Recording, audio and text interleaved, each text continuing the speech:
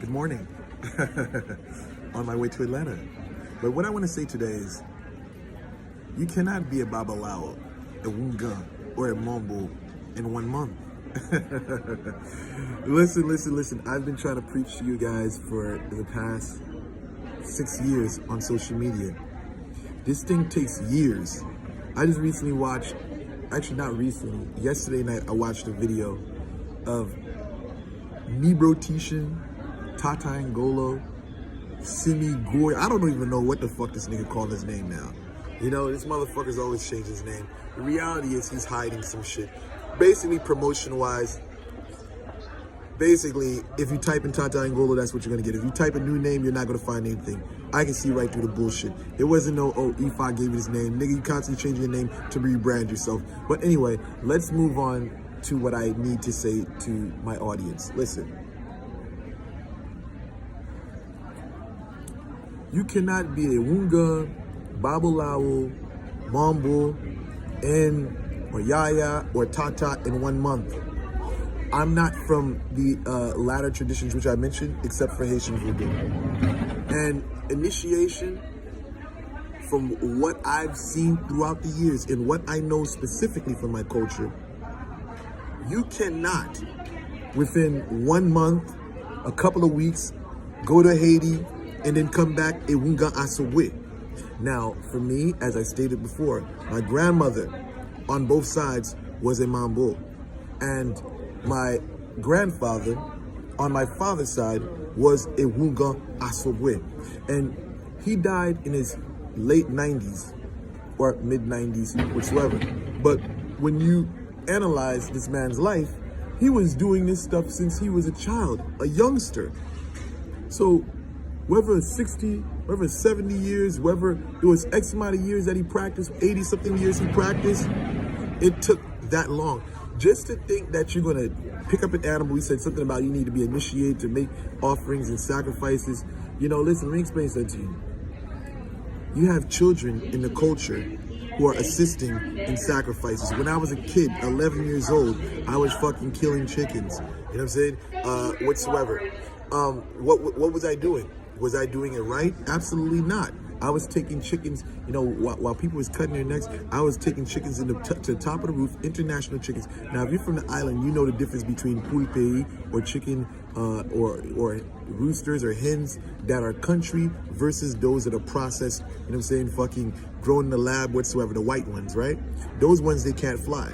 What I would do as a kid, I would go to the top of the roof with the chicken, knowing damn well they can't fly, and throw them off the fucking roof.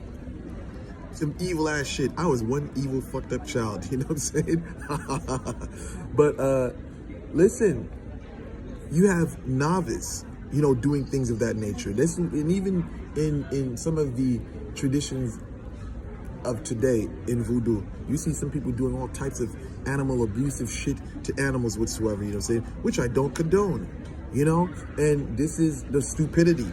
Just because you have initiation doesn't mean that, oh, you know, you have the authority to make offerings and sacrifices the correct way. Because one, it's a science behind this. It's not what you're told, it's what the spirit wants. So if you're thinking that, oh, well, I'm gonna make an animal sacrifice because this person said to do it this way or do it that way, how the fuck do you know? How the fuck do you know what that spirit wants? You're just doing what you're told. You know what I'm saying? So as far as this individual talking about they're a Babalawo, I mean, for me, I kind of take offense to it because this is what I preached months ago. You know, months ago, not even months ago, years ago, when I popped up on social media, I started seeing these fast food OUGANs popping up out of nowhere, fast food mumbles popping up out of nowhere. You know, like, okay, they went to Haiti, they did initiation. You know, I'm just saying, I want my paleros, you know, my babalawos, my yayas, and, you know, y'all don't watch this video because I need some confirmation. You know, can someone just practice for a month or get initiated in a month and become a tata? Or, you know, can they get initiated for a month and be a babalawo? You know, I want to know these questions, you know, like, because you have one individual recently talking about, you know, I got initiated into becoming a babalawo. What, I'm sure that there's steps to being a Babalawo. If I'm correct, there is a thing called the Odu, where the tables, whatsoever, the permutation. I think 365 permutations of what you should know for each Orisha. But excuse me, I'm going to take that back. There's a permutation. There's about 256 Odus that you're supposed to memorize by heart.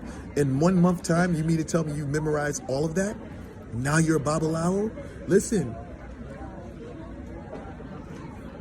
I want to say something to a lot of these fake Haitian OUGANs, fake Haitian Mambos, fake Nigerians, Babalawos, fake Tatas. You're doing the community a disservice, seriously. You got these people out here that don't know jack squat about shit, and you got these people thinking that they're the shit. And it's until they get a reality check that they realize, hey, I've been duped. And I said this last night in a rant. This guy, Nebro Tishan, Tata Ngolo, whatever the fuck he wants to call him, Yemi something. Yo, this guy is being played with. He's being fooled. Like, I can see the difference in his tone in his new video. The tone in his new video is so calmed down, and you can see that the order that he has behind him is really controlling him. Nebro has reduced himself to a puppet, and right now he's paying for protection. He talks in his video about, protecting your destiny. And what did I say? And I said this a couple of weeks ago. This guy was running around in Atlanta way before the initiation pictures came out, way before his initiation. I was saying from inside sources that he was running around in Atlanta from house to house, seeing if he could be initiated. And you see in his video that he states that protection against your destiny. Why do you need protection against your destiny? It's obviously that you are afraid of something. That's why you paid for initiation. You paid for initiation. See, you gotta understand something. I never had to go to initiation thing because I was blessed in. Same thing with gang shit. When you're basically a child of practitioners, where you come from a line of that, that's not really for you. I mean, in my tradition, I don't know about people in the Ifa tradition whatsoever, but I know in my tradition, when you're blessed in, you don't got to go through all of that. But for outsiders, people that don't know, they want to come in, there's certain standards and bars that they have to go through. But again, it varies in different places in my culture, because you can be from Port-au-Prince. Port-au-Prince don't really have that. You can be in different places where they do stress initiation. But in general, all across the board, initiation has truly been for outsiders. You never had someone that was child of so-and-so that had to, I would say never. In certain traditions, they'll go through rites of passage and things of that nature. But there's a lot of traditions where, you're my son, I'm going to show you what the rules and regulations are. But the thing of stressing this initiation thing whatsoever, I mean, in some traditions it's important. But the thing is, when you start using that as a tool to make money and shit like that off of people's ignorance, it's fucked up. And I think it's really fucked up that you have a lot of these OUGANs out here, these Tatas out here, these Babalawos out here, giving people what they want instead of what they need. What they need is what they need is to go through the rites of passage, go through your years of putting work in to become a solid figure. You can't just listen.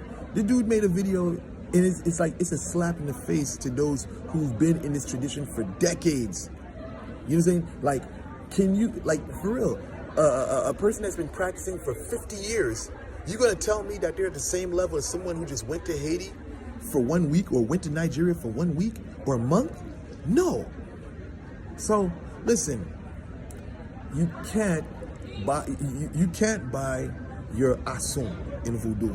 That's something that's just got to be in you. You know what I'm saying? And if the spirit's deemed for you to have it, you're going to have it. You can't just pay your way into this bitch. And I think that's all across the board for all ATRs. You can't pay your way through this, man. And stop hiding and stop paying people for protection. I'm out.